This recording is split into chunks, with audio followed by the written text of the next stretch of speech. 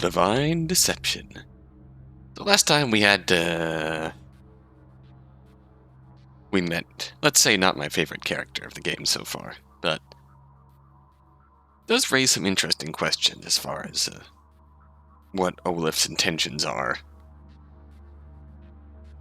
Are they actually genuinely looking into something, or are they just an internet troll? Mixed bag. So I kind of pulled on both counts.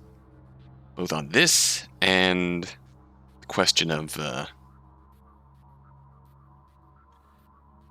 are they getting counter-trolled? Or is this Olimpo contact genuinely reaching out to try and report wrongdoing? What results are in?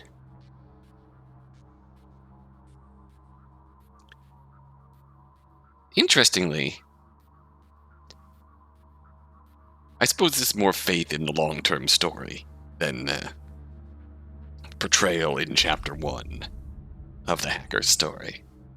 But I got faith in Olif looking into something going on. Have some genuine intentions of finding out what's going on, which I can believe. But as far as our bet is concerned, that's right, it's Chara, that's the name. Is Chara actually genuinely reaching out? Or is she just engaging in some counter-trolling? It looks like, based on this, I'm betting 30% of my chips on this outcome. That she is, in fact, genuinely reaching out. And I agree. I can see it. She's genuinely reaching out. Okay, I like that. I can see that. Then how much are you betting on that? I have 17 chips. I'm betting 30% of those. How does the math work out there? That just works out to about 5 again. Really? 30% of 17 is 5.1, so we'll bet 5 chips on that. Why not? Alright, cool. Another bet in the books. Guess we'll see soon enough, eh? That's Hacker Man done. Let's move onward, shall we? I'm not sure what to make of this icon. Be dealing with an investigator of some kind? Let's find out, shall we? Stacked deck. Oh, I was never a big fan of the sea. I know people said there was beauty in it and all, but I just never got the appeal. The ocean was just so large and chaotic. Made me uneasy. If I never stepped foot on a boat, I'd be perfectly content. Unfortunately, that didn't appear to be a possibility. I was visiting the seaside specifically to board a rather large boat. Unlike some of the other ports in Panthea, this one was pretty out of the way. You had to walk on land for a little bit to get to it. That made sense to me. It wasn't as if many people were going to be using this port. It was apparent from a fair distance that most of it was taken up by one rather large freighter ship. In fact, when I first approached the port, I imagined that was the only ship docked there. However, when I got closer, I saw a smaller, humbler boat nearby. Probably somebody's personal sailboat. Man, imagine having your own sailboat. If only. As I got really close, however, I noticed something. The boat wasn't actually properly tied to the dock. Instead, it was slowly drifting away. Oh. If I didn't do anything, it'd probably be far from the port before too long. I tried to reach over and grab it, but it was too far at this point. Is there anything within arm's reach that could help pull it back? Unfortunately, this little search of mine came up empty. Damn it. It'd be smart to just ignore this ship and move on. I had nothing to do with this. Walk away, Mercury. I took 3 steps back. Then, slightly nervously, I took a running start and leaped. Please don't let this go wrong. Falling in the ocean now would be a huge pain in the ass. Luckily, I was decently athletic. I landed in the boat without too much issue. Right. Annoyed, I began paddling with my arms with my... What? Landed in the boat without too much issue. Right. No, I had to begin paddling with my arms on the opposite side of the boat, trying to float it closer. There had to be a better way to do this. What? Oh well, this worked. Soon enough, the boat was close enough to the dock that I could grab its rope and jump back on. With her open hand, I properly tied the boat to the port. Wait. Landed in the boat. And paddling with my arms to the opposite side of the boat, trying to float it. What? Did we just literally doggy paddle this boat back into port?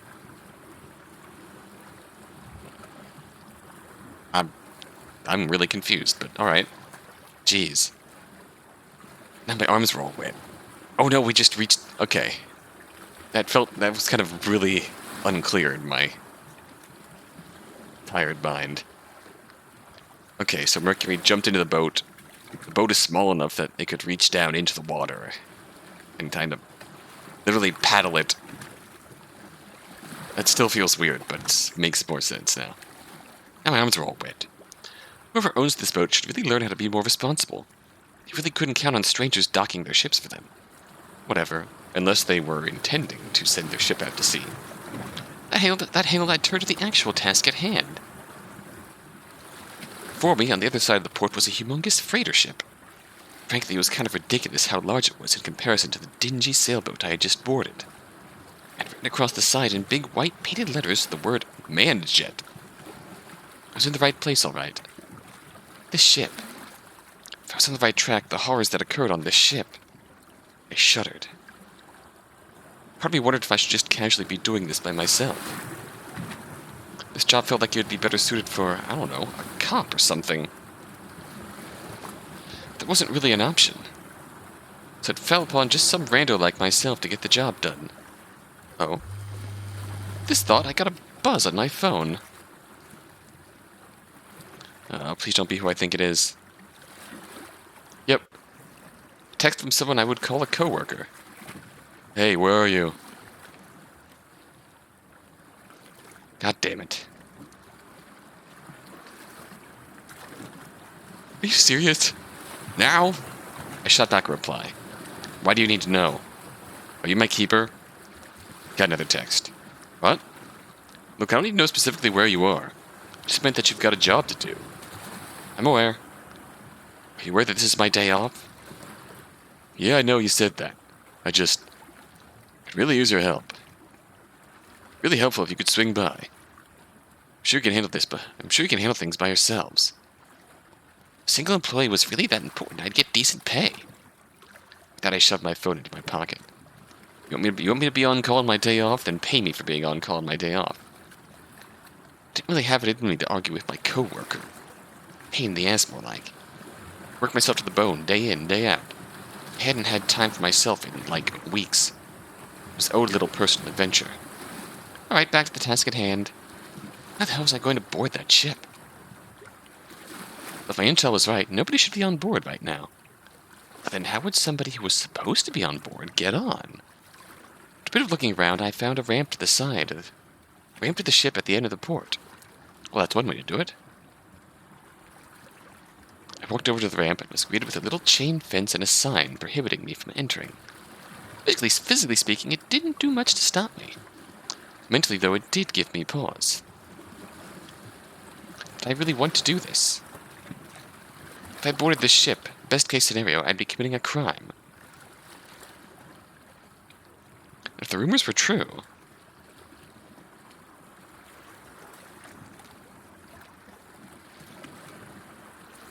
well, boarding a ghost ship doesn't sound like my idea of a fun time.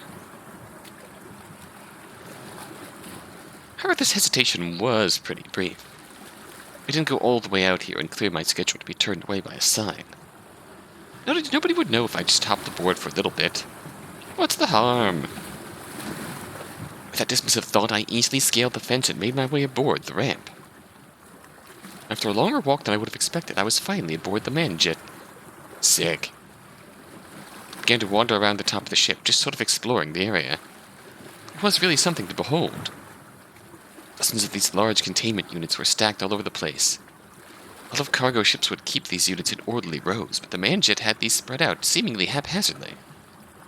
Part of me wondered if, when viewed from an aerial position, containment boxes would spell out a word, or some sort of design. Containers themselves were also notable. I'd always seen pictures of them, but this was my first time seeing one of those up close and personal. First time touching one. Up close you could really tell how many people just one of these containers could fit. How many people? Was this where it happened? Was I on the wrong path? Was this the place that... Shit. Deep-seated rage, one I had pushed down for a while, started to flare up again. Easy, Mercury. Calm down. Compartmentalize. At the start I said I'd keep myself from getting too emotionally attached. Well, that was a recipe for disaster. This wasn't some haphazard quest for vengeance. This was a search for the truth, plain and simple. But still, looking around, it began to dawn on me. This was likely the location where it happened. The boat on which she died. Where she died and nobody knew. Nobody cared. Well, not nobody. That's why I was here. Repeated a brief, silent promise. A promise to nobody. A promise to set things right. Then I shook my head. That was my daily dose of sentimentality. Time for practicality. Didn't know exactly what I was looking for. And for whatever it was probably in one of these containment units. So time to start looking around. As I moved from unit to unit, two things struck me. One, usually units like these should have some sort of locking mechanism on them. However, I didn't find anything like that. Maybe that was connected to point 2. Usually containment units, contain things. All of these were empty. For the time being, at least. Unfortunately for me, that also extended to being empty on clues. Unit to unit I searched, looking for any trace of, well, anything. I was faced with dud after dud after dud. It was the sort of reception that was incredibly demotivating. The type that made you want to just stop right then and there. I had gone too far to stop after a bit of resistance. Just keep searching. This persistence paid off before too long. In a red containment unit, middle of the ship, I noticed something on the floor. Bent down and looked closely. Was I sure about this? Oh yeah, I was sure. This was definitely blood. Flecks of old blood, most of it washed away. But looking closely, it was most definitely blood. Yeah, that was a bit concerning. At the same time, vindicating. Not as vindicating as what happened next. I was bent down, trying to look closer at the blood, when the doors to the containment unit slowly began to close behind me. Not because anyone closed it, mind you. Just the sort of thing where the momentum of the doors did it by themselves. At first I was annoyed. Because of that, the light in the unit had dropped drastically. However, as I moved open the doors again, I thought I saw something with this little light that seeped in through the cracks. These doors closing wasn't a stroke of bad luck. It was a miracle. It showed me something I so easily could have missed. A message carved into the container's walls.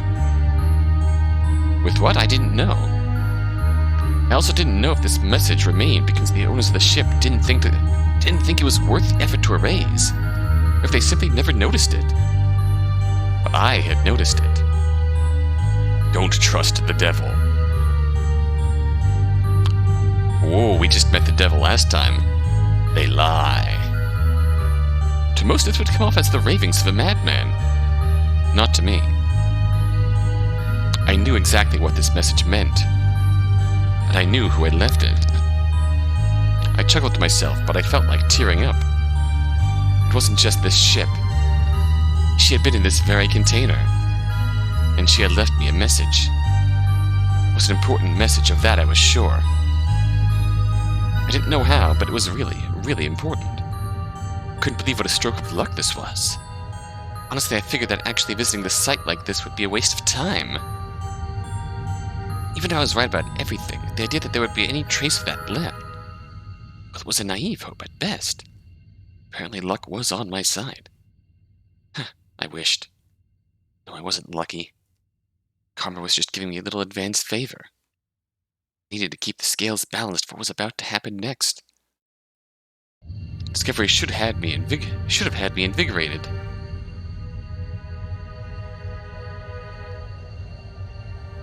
Instead, for whatever reason, I just felt exhausted. That didn't feel right. Sure, I'd been working myself to the bone lately. But I shouldn't be this tired. It was still day out. I shouldn't be. Why was I so sleepy? I yawned. Uh-oh. My instincts were flaring up, giving me the equivalent of red alert. This was bad. Really bad. But what could I do? As soon as this thought crossed my head, I felt my feet began to wobble.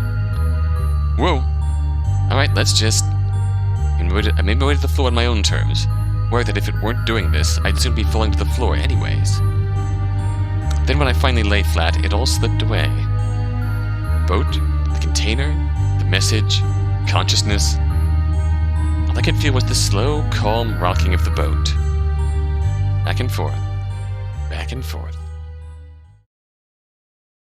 Was this concerning?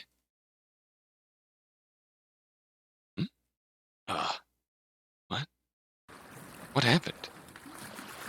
My head was ringing like I had just had the worst hangover. The pain was indescribable. It was that combined with the grogginess that left me temporarily clueless towards anything and everything. I shook my head, trying to bring myself into focus. So I wasn't on my bed. That's the first thought that entered my head. Why wasn't I on my bed? What did I do last night? Night? I don't remember last night. Last thing I remember was in a container. That can't be right, can it?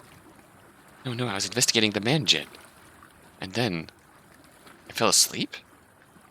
What? I was remembering right. That was bad. That was really, really bad. No, surely I was mistaken somehow. People don't just lose consciousness in the middle of dangerous situations. In fact, those are the times where very specifically people are not likely to lose consciousness. I hadn't done anything that would correspond with losing consciousness. I hadn't seen any drugs being pumped into the container, nor a grenade of some sort. The moment I had laid my eyes upon that message, I fell to my knees, defenseless. It's like this boat was really cursed. The devil lies. Okay. Let's not get ridiculous here. Curses don't exist. I mean, if they did exist, a ghost ship like this is 100% absolutely the place they'd reside. But that doesn't matter because they don't exist. I was a logical person. I knew better than to believe in the supernatural. Ghosts and ghouls were just make-believe scapegoats people created in times of high stress. Correction, weak people created in times of high stress. And I wasn't weak. There was no curse. This wasn't a ghost ship. It would be fine. No following around in the darkness of the container. I probably just had a moment of heat stroke. In all likelihood, I had only been out for a couple of minutes. Time to resume my search. I reached around for the container walls, and before long I felt the doors. I pushed them open, shielding my eyes, expecting to be blinded by the sun. How good was I shielding my eyes? I looked up and my heart sank. I could see outside. Not because of the sun. All I could see was the same moonlit ship I had explored seemingly minutes before. Okay, this wasn't the time to panic. How long have I been asleep? This didn't look or feel good, true, but it was no time to panic. Panic would just make things worse. So it looked like the heat stroke explanation was out? Or actually, maybe not. Maybe heat stroke can put you to sleep for hours. I wasn't a heat stroke expert. Point is, I had been asleep for longer than expected, but that was fine. As I took a step outside the container, I nearly fell over. It felt as though the rocking of the ship had only gotten worse. Easy there. Again, I looked to the sky, only to find the stars and clouds and a bright moon illuminating everything. It wasn't quite a full moon, but it looked close enough to one that you could mistake it. It was honestly quite beautiful.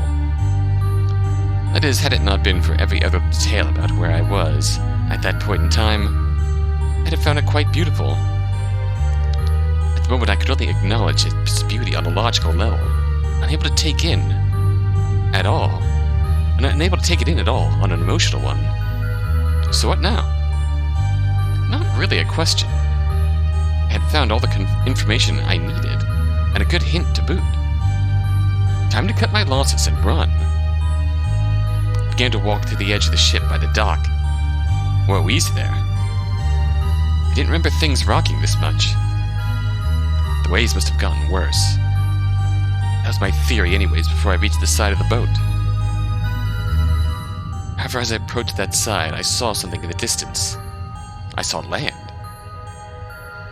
I saw Panthea. Wait, if that's in the distance, then... My walk turned into a run. As quickly as I could, I made my way over to the side. There, I looked down. We were at sea. Mandjet was at sea. I was on board. Immediately, I started imagining if I could swim to shore. I estimate I wasn't too far from the shore.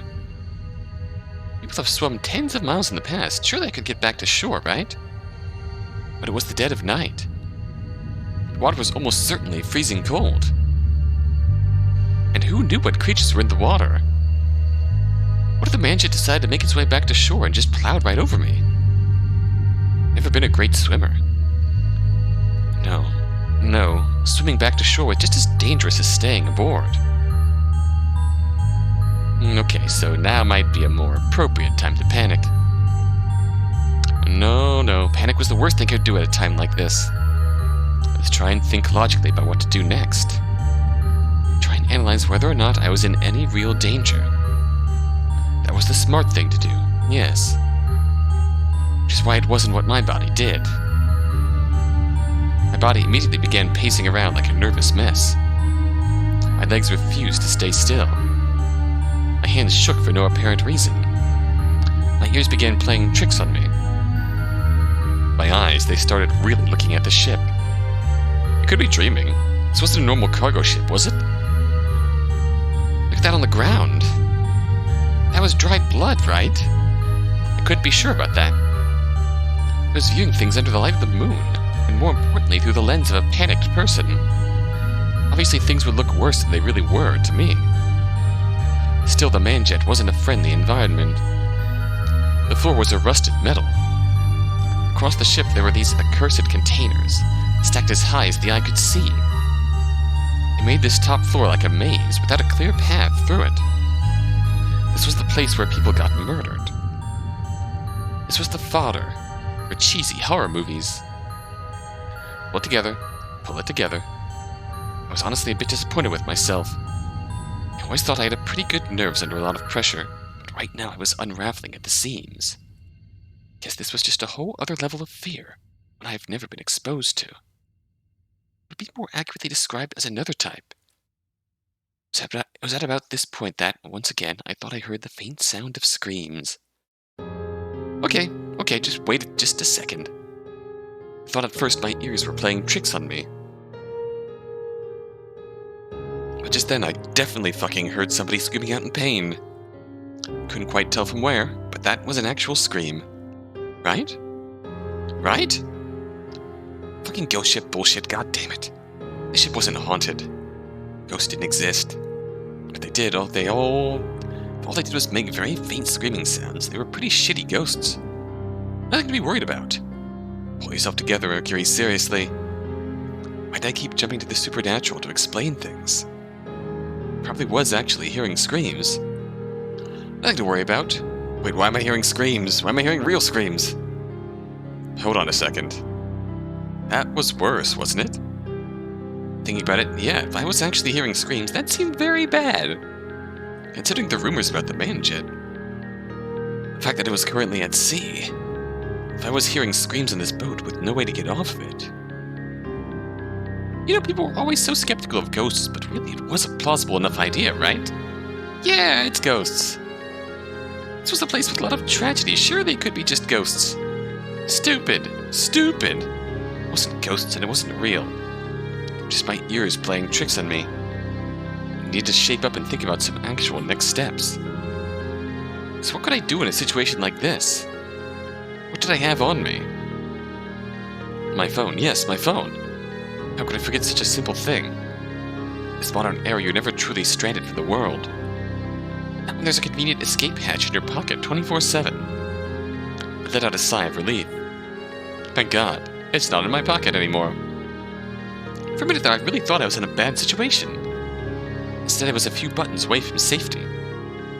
Thinking about who would actually bail me out, especially at this time of night, did give me a moment's pause. It was going to be one hell of a sell.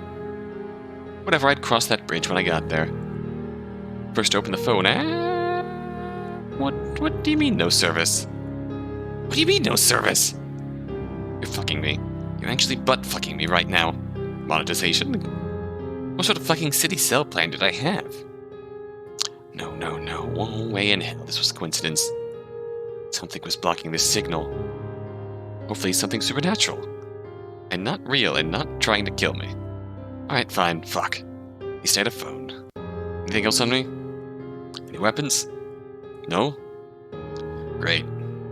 Alright, well, might as well have one around the hole, see what I could see. Tried to find what might be a main console, or maybe a cockpit. I didn't know boat lingo. I was kind of wandering aimlessly, but I stopped.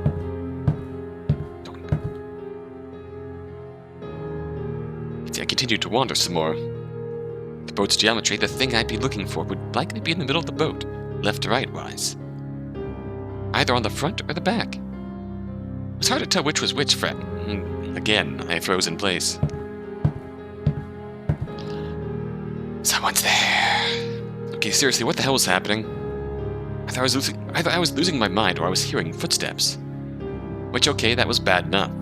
But the fact that they were stopping when I stopped, that meant I was being stalked. I looked all around, to no avail.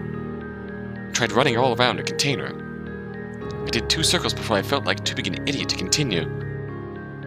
Fuck this. Hey! Who's there? No response. Of course not. I just want to talk. Please, just come out. Really? Considered saying I didn't have a weapon or anything. On the other hand, given my situation, should I be advertising the fact that I was defenseless?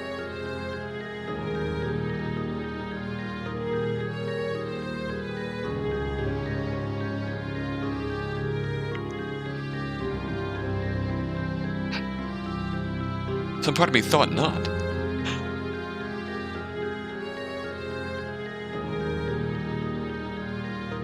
You really figured me out, person. The wilt in my voice probably made that clear enough without me stating that aloud. Okay, fine. Maybe I was losing my mind. Maybe I was imagining the footsteps. Maybe I was imagining the screams. Maybe I was imagining this whole thing and I was actually safely dreaming back at home. If only. If my stalker decided to make themselves known, good for them. In the meantime, I'd continue my search. Continued to walk until I thought I spotted something on the floor. If only the moon is my light, I nearly missed it. But how could I miss such a big puddle? Puddle of what? Pale blue light made the color hard to see. Annoyed, I took out my phone and put it on flashlight mode. After a moment, I really wish I hadn't. That was blood. Yep, okay, this was officially bad news bears. This was always above my pay grade, but that was really the last straw. Not old blood. Oh no, that would have been too kind. Fresh blood, wet blood, blood not yet mopped up. Blood from somebody who had been bleeding on this floor recently. Cool, very cool. In a sense, it was comforting. Ghosts didn't bleed, probably. Well, if they did, they bled ghost blood. Wait, what if this was ghost blood? I haven't touched it. Maybe it was translucent or something. Wished my brain was joking when it had that thought. The fact that I was sincerely entertaining such notions was so pitifully sad I felt like laughing. I just had to keep moving. I couldn't think about it for too long. Just, block out the blood. Not a relevant detail. After a bit more wandering, I found something actually promising. It's a double doorway to a room above deck. A brief glance through the windows revealed that this room actually housed stairs. Stairs that led further inside this beast of a ship. Whatever structures lay inside this thing. It was something, right? Probably worth checking it out? Or maybe not. Maybe I could just go back to that container I slept in and go back to sleep. Maybe by the time I woke up next, it'd be daytime again, and the boat would be parked again, and I could just get on about my business. Some part of me doubted that things would go that smoothly. Even if it wouldn't go smoothly, that didn't mean I shouldn't instead go deeper into this super sketchy situation, right? All the tenets of common logic said that nothing good could come from opening those doors. Hold on. What if getting stranded on the ship wasn't a bad thing? What if it was an opportunity? I said I came looking for truth. So then should this be a great chance? If I wanted the truth, it probably lay below deck. So then why not open the doors? For reasons I had just outlined, brain. Because it's dangerous, brain. Stop reaching for those door handles, brain. Too late. Once I had sold myself on the pursuing truth angle of this, I just couldn't help myself. The doors opened without any resistance. And just like that, I made my way down. Down the stairs. Further into the madness. Oh yeah. Whoopee. The atmosphere was abysmal. Below I found hallways of metal. It was lit with cold lighting, emanating an oppressive white light. The type you might find at the worst type of doctor's office. These lights were on, big surprise. The plain metal walls, the metal floor, the metal ceiling, it all reinforced the feeling this was a giant sarcophagus I was entering. And the slow swaying of the boat. Jesus, I was going to be nauseous. Keep moving forwards, that was the mantra. Surely before long I'd find something of note. Early on I was encountered with a choice. Left or right? Left or right? With that much going on I decided to turn right. I passed by several doors, but they were all shut and looked unimportant. Just moving straight, I soon found a door that was hanging open. It had probably not been closed properly, then opened on its own due to the swaying of the ship. Might as well pop a look in there. Okay, bad choice, wrong choice. Immediately I began repressing the urge to vomit. I mean, holy shit. Holy fucking shit, what was I looking at? I mean, a dead body was one thing. But this? This was a... Fuck, I didn't know what to call it. A sick joke? Fucking abomination? Overkill, most certainly. Well, what it was in a literal sense was a dead girl. She didn't seem too old by the looks of things. Hard to tell though when her entire face was caved in. I don't just mean beaten up. Yet I couldn't tell you what color her eyes were or how long her nose was. Oh Jesus. It took me a moment to work out hair color. The entire front of her face was nothing more than exposed flesh. Ugh. But I could tell, some dark twisted part of me could tell that it wasn't because she was flayed or anything. That flesh came from earnest beating. Holy shit, the more I looked, the more details I noticed, the more disturbed it became. The girl wore a lot of denim, as well as a camo jacket. But her jeans had tear after tear. Not natural tears. Tears covered in blood. Though somebody had taken a knife and had stabbed it up and down both legs. Jesus. What kind of sadistic murder ritual could this possibly be? But the worst detail, at least to me, I hadn't yet noticed.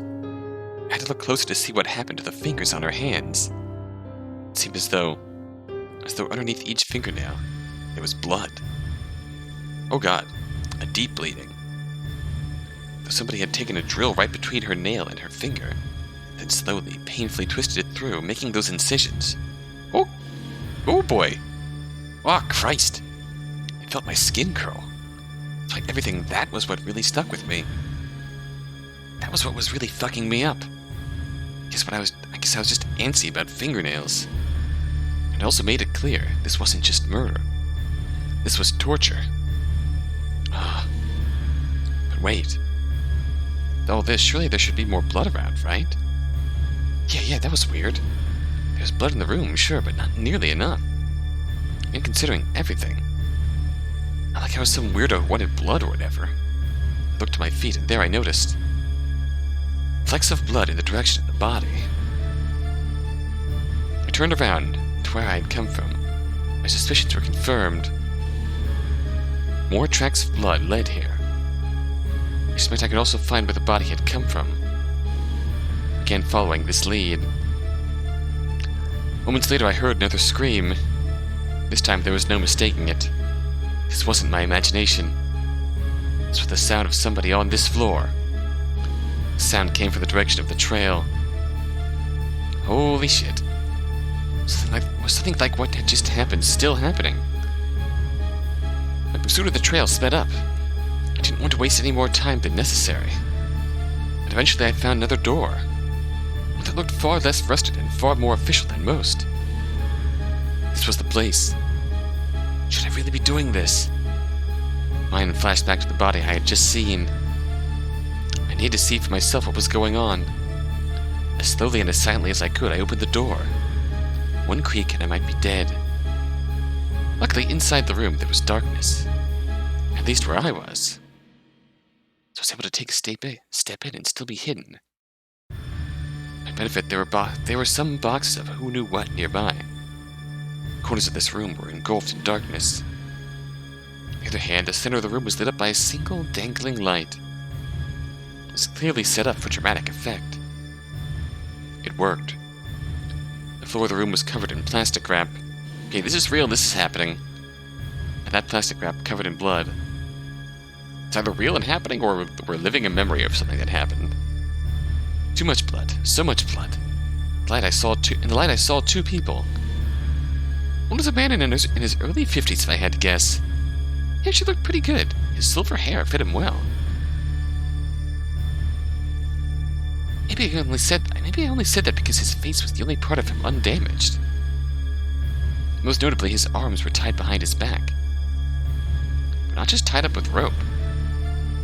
He was tied with some sort of wire. A wire with multiple exposed sections. It was attached to a machine with knobs and lights. I had to imagine it was a setup to electrocute this guy. But why resort to that? After all, he was bleeding from his knees, and out from one shoulder. They were gunshots. Using context clues, the pistol had probably been fired at him point blank multiple times. Oh boy, by who? Oh, by the intimidating figure in black, of course. Ah, right. I didn't call him a man, even though that's probably what he was, for a reason. He gave off an aura not of a man, but of a demon. From head to toe, he was clothed in black. Boots, leather pants, a jacket, gloves. Most frighteningly was the mask. Hi, jacket. Not some sort of ski mask. This was a sleek mask made with black glass. It was a mask that inspired fear.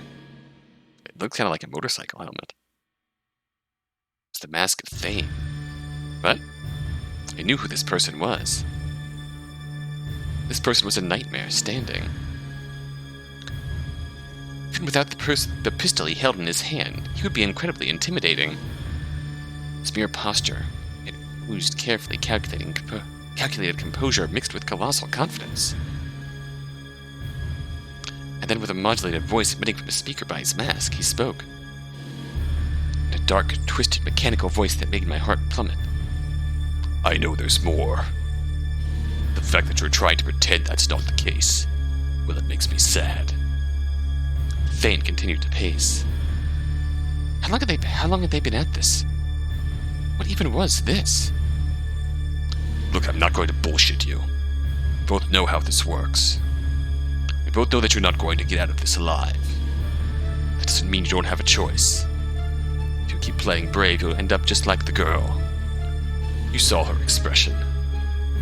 That was a nasty way to go. She was alive for most of it. And you know I could have made it much worse. The only reason I didn't make it even worse was for her was because at least she gave me something useful, even if it wasn't the full course. So that's where you come in. Who is Thane and how do you know Thane? Give me the full course. Thane didn't say it in a pushy or demanding or even threatening way. He stated it plainly. What followed was a painful pause. One that literally made my stomach cramp up. Why? Why are you so insistent on making things worse for yourself? I mean the girl I got. But you...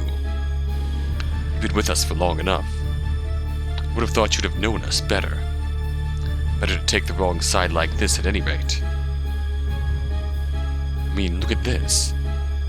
Seeing what you've seen, do you really think the opposition stands a chance?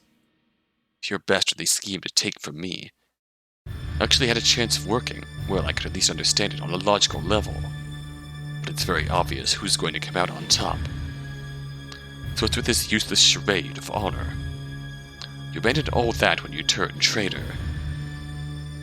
How is the man reacting to all of this? I felt his facial reactions would be a big hint. I tried to lean further beyond the boxes I hid behind.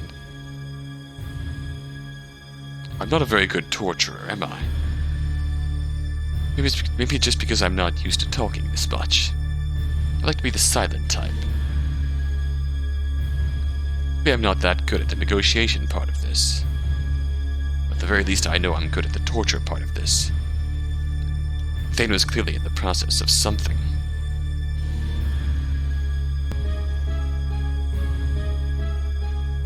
However, I never got the chance to learn what that something was. Because as I was leaning around the boxes, the ship encountered a particularly large wave. It rocked and caught me off balance. I ended up stumbling out of my hiding spot. Out into the light. Oh, this is awkward. Thane's helmet turned, and soon enough he was facing me head-on. For a solitary, magic moment, nothing happened. The two of us just stared at each other, while I stared at him. His masked face was pointed in my direction. Neither of us particularly wanted to break this little stalemate. The bloodied man certainly didn't want to say anything. If I had it my way, we'd just sort of, I don't know, stay like this. No one in sight, just kind of locked in this one moment where nothing was happening. Unfortunately, this magic moment didn't last forever. It lasted for about 2.5 seconds. Afterwards, without even moving his head, he raised the arm that was holding his pistol up. The gun was squared firmly at the shivering man's head. I saw the guy's mouth open, obviously about to shout out some sort of plea, or failing that, perhaps a spiteful epithet. Whatever he was meant to say, he never got the chance. A second later, the pistol recoiled and I heard a splattering sound. The next second, I saw a burst of blood spurt into the air from the victim's forehead. The man stayed on his knees as the blood fell from the air to the floor. Then a good 3 seconds later, the man slowly collapsed onto the floor. I was so shocked by this little display of life's fragility that I hadn't focused on Thane's actions during these critical seconds. He was reloading the pistol and moving his arm in a new direction. Shit, fuck, shit. Immediately, I pushed off on my right foot and began to lean left. I didn't have time to get a proper running start. I recognized that it was more important to start moving instantly. This instinct of mine was proven 100% correct a few moments later. The bullet Thane had sent my direction ended up missing me by, God, inches? I couldn't say for sure. It sure as hell felt like inches. I could feel the breeze of it, or at least, it felt like I could. It was indisputably the closest I'd ever come to death. An experience like that would usually be traumatizing. It had forced me to really stop, take a minute, re-examine what I was doing. And sure, trauma was almost certainly to come later. But luckily there was something in my brain that acted as a big blocker to all those traumatic impulses. The giant newly erected sign flashing "Get the hell out of there" at big bright lights. That brief hop to the left quickly transitioned to a full-on sprint. In seconds I was moving faster than I ever had in my life. I felt like I was running at world record pace. Again, hard to tell how much of that was just my imagination. Regardless, fear of death tended to put some real spring in your step, it seemed.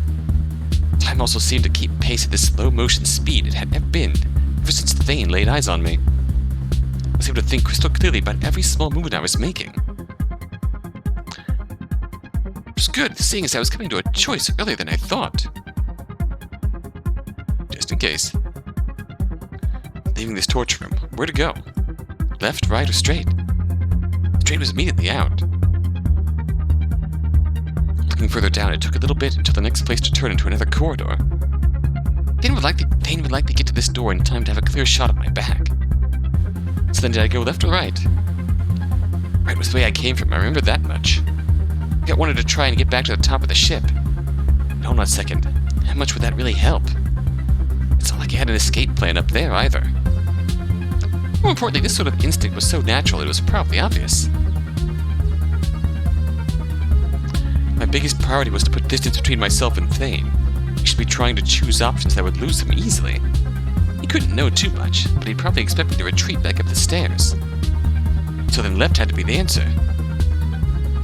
Those thoughts passed through my brain in the course of a second. Next, I jumped off my right foot again, curving left. Got about 5 steps forward before I realized my mistake. Thane would think I ran to the right, huh? Not if he could hear me running obviously to the left, dumbass. At the sprinting pace I was moving in an empty ship like that, he could very obviously hear my movements. I also heard a footstep a second ago, a lot closer than Thane should have been. So clearly he had been sprinting after me when I turned around. I didn't have time to transition to a slower, stealthier pace. At this point, I had already committed to going left. To going the direction I had no idea about. Damn it. Time might have felt like he was moving slowly, but that was an illusion. Clearly, I still wasn't actually thinking things through. One for a penny, in for a pound. Further down the rabbit hole we go. I kept running down this left corridor, and soon enough I was presented with another juncture. Left or right? This one was easier. Thinking about the structure, going left again was moving towards the direction of the torture room. It's possible it'd just lead to another entrance to that room. So to the right this time. Not long after that was another choice. Left, straight, right. I could hear that Thane would soon come to the last juncture that I had reached, which would give him a straight shot. I had to just keep running. So left once more. The next juncture I went right again. Then right again. This place was a fucking maze. Who built ships like this? What was the purpose? True, I passed the occasional map of the floor. Plenty of closed doors, too. Sometimes there were cargo boxes left sitting in hallways. With Thane so on my ass, I couldn't pause a single moment to take in things like this. Instead, my brain jumped to a horrid thought. Why did Thane shoot the bloodied man first? I like to think I would have dodged either way. However, it felt as though in my dazed state, if he shot at me first, he would have killed me. So I attacked that guy first. Think about it logically. Either way, it looked like he gave up on whatever he was doing at that point. He just wanted to kill us both. So I killed him first.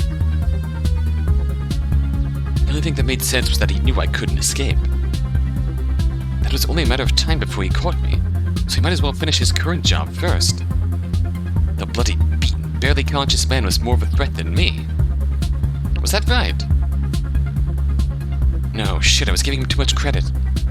He was a fucking demon, sure, but he was still a man. Probably. Might have just been caught off guard, didn't think things through.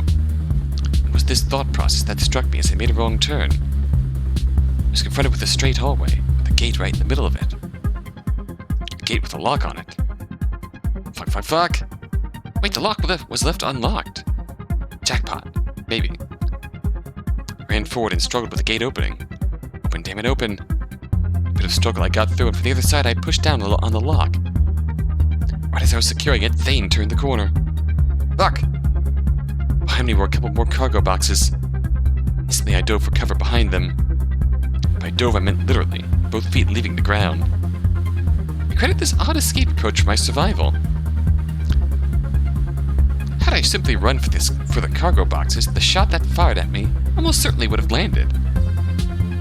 When I slid behind the boxes, I instantly turtled up. It was just instinct then. I didn't want to have any part of me exposed. In this fetal state, I heard 3 more shots. 2 flew overhead. One impacted the boxes I was hiding behind with a dull thud. I feel one move closer for the shot, now touching me. It didn't go through. Whatever's in the box had held the bullet firm. After that 3rd shot, the bullets temporarily paused. I used this opportunity to reorient myself from a fetal position to a crouching one. I looked at my surroundings. On the other side of the hallway, I saw a big metal door with a wheel on it, leading into another room. Looking up, I also saw an opening to a vent. Cool, I guess. Fuck. No good place to go from here. I heard 2 shots impact metal. It sounds like they were hitting the gate. Was he trying to shoot off the lock? Fuck, that's totally what he was trying to do. Luckily, I didn't hear anything fall to the floor. It's not like a pistol had infinite bullets, right? I doubted that he wanted to take pot shots all day. The cargo boxes weren't far from the lock either. This guy assumed I was caught hapless, but he couldn't be reckless either. For all he knew, I had a gun on me. Well, at this point, he might have ruled that possibility out. Something like a knife? He had to factor that in. So if he approached the lock to try and get it off, the chance that I could try rushing him to stab him through the gate was a real fear. What seemed to be a certain dead end for me actually held a glimmer of potential. How would this demon respond now, huh? The ball was in his court. I had a few seconds of nothing but breathing. Then, like a miracle, I heard the sound of footsteps retreating. No. No way. Couldn't be. As I heard them turn a corner, I risked a very, very brief look behind the boxes, prepared to pull back at the slightest sign of danger. I was right. Thane had left. Seriously? Had he just given up on me? That didn't seem very likely. He was going to do something drastic. Maybe I should use this opportunity to run the opposite way. No, that was stupid. This could easily be a trap. When I tried fleeing for this dead end, he'd shoot me from around the bend. More importantly, just because I locked that gate didn't mean I could unlock it. Ironically, I'd actually trapped myself in this shitty situation. So what now? I'd gotten that far in my thoughts before I saw Thane walking back. Shit! Immediately I pulled back, hiding once again behind the crates. I expected a bullet to whiz by once more. Thane's got explosives. But no, I retreated successfully. That was probably because I saw Thane holding something in his hand. I only caught a glimpse of it, as I instantly retreated at the sight of him. What did he grab? I was quickly answered by the sound of pouring. A hose. A hose? Then I saw from my vantage point black liquid slowly sliding down the floor. Black liquid? Oh, fuck off. No goddamn way. Did he really have a hose of gasoline just lying around nearby? The fuck was up with the Mandjet? No, the time for complaining about outrageous circumstances wasn't now. Now was the time to panic. It was clear. Thane was in no rush. He was going to very patiently wait for the right opportunity, and then he'd exterminate me. I was a trapped rat, and he was going to slowly corner me until I suffocated. I could just picture that black, void of a helmet now. Expressionlessly standing there, holding a pipe, watching the gasoline slowly spill closer and closer, waiting joylessly until it was time to light it up. Focus? How the hell could I get out of this one? As far as I saw it, I had 2 options. The first was the door. A couple of problems with that option. For one, my guess was that it was a dead end. It'd be a room with no other exit, and I'd just be trading one place to make a last stand for another. For another, it almost certainly was the move Thane expected. He could hold a hose with one hand and a pistol with another. It was all the way on the other side of the hallway. I didn't like those odds. Third problem, I had no idea whether or not it was locked. From my angle, I couldn't tell whether or not it had a lock on it. But if it was a door behind the gate with a lock on it, it's plausible it could also have a lock. If I rushed over there and couldn't open it, it would 100% be game over. So then, time for a risk. The odds of the other plan working were a lot lower. There was a way higher yield waiting for me if I could pull it off.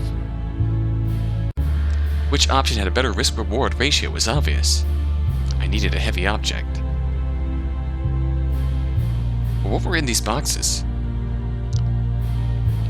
Hesitantly, I tried to pry off the lid of the top box of the pile I was hiding behind. It was easier than I thought. Blindly, I quickly scrounged for something. Felt something hard, so I grabbed it and pulled it behind cover. A rock? Weirdly shaped, weirdly colored rock, but a rock nonetheless. What possible circumstances could have led to a box of weird rocks being placed haphazardly on a pile below the deck of a ship like this?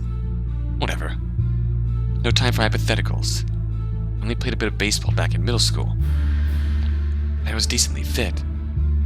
And I was desperate. So here goes nothing. Instantly, I threw the rock with all my might at the vent on the nearby ceiling.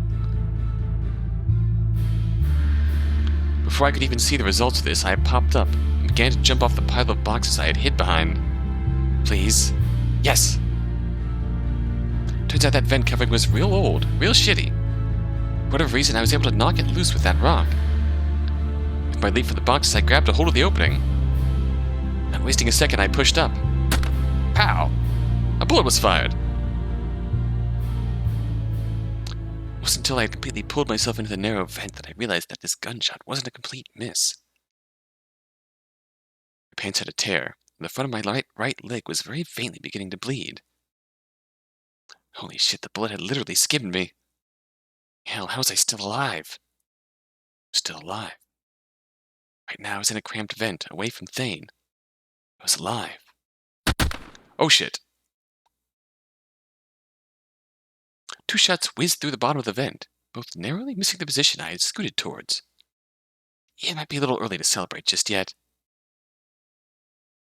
More energy than I had ever had before, I began to scoot for my life. Oh, it's over. On that. Damn, fuck cliffhangers. Hey, it's my brand, baby.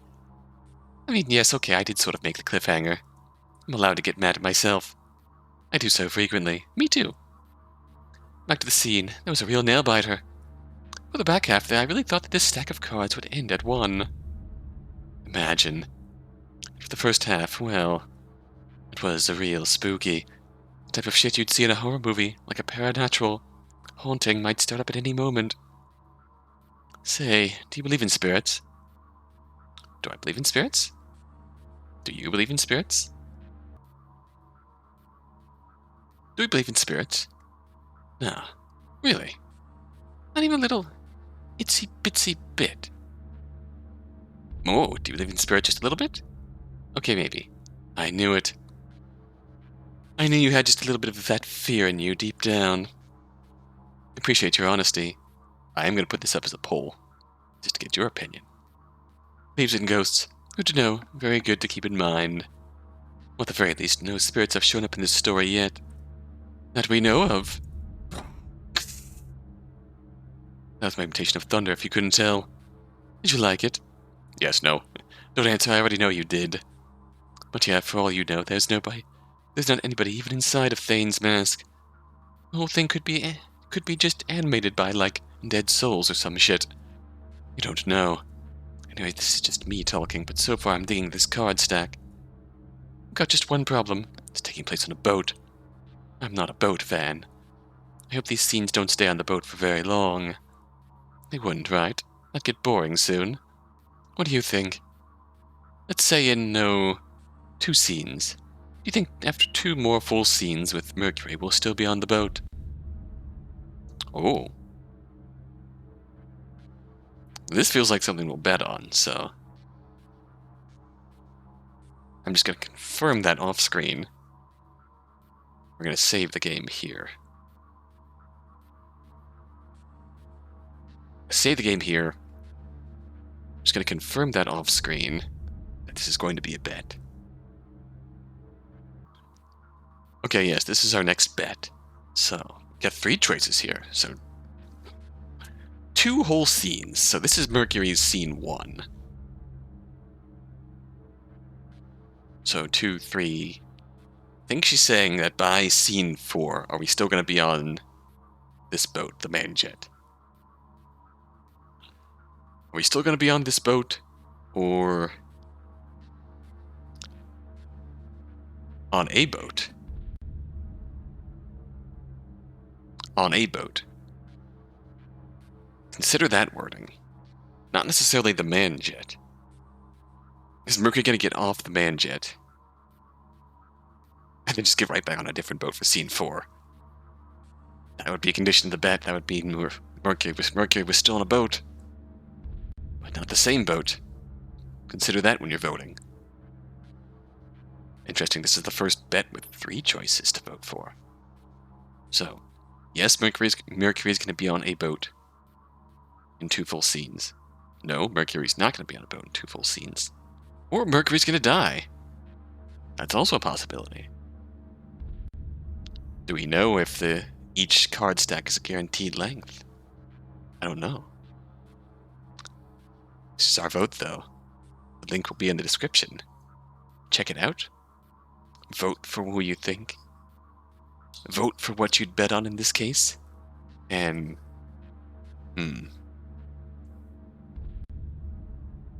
I'm not sure how the betting logic would work with 3 voting choices, but we'll try and find a way to make it work.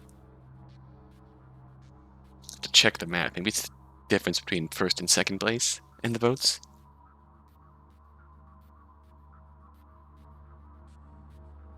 We'll find a way to make the math work.